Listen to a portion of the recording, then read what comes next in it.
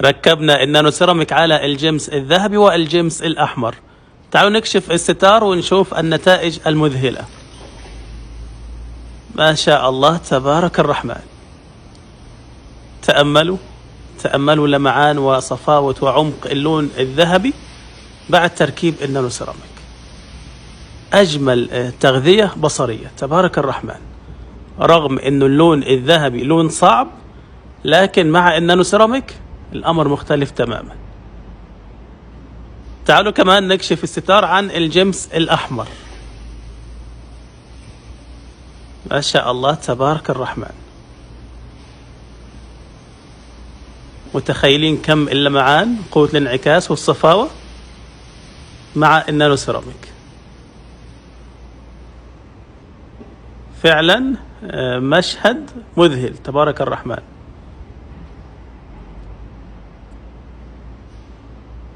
أقول الجمس مركب طيبين الفعايل، أهل الوفاء وأهل النقاء وأهل الطيب، قد قالوا بماضي الزمان لوايل، مزبنا الخايف وعزة على صاحب، وفي وقتنا هذا عليها المثايل، في ذكرها الطيب يا كثر المكاتيب، اللي علينا إن نرد الجمايل ونهتم فيه من العطل والعذاريب.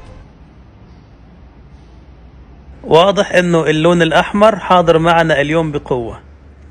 شوفوا ما شاء الله جمال اللون الاحمر على الموستنج.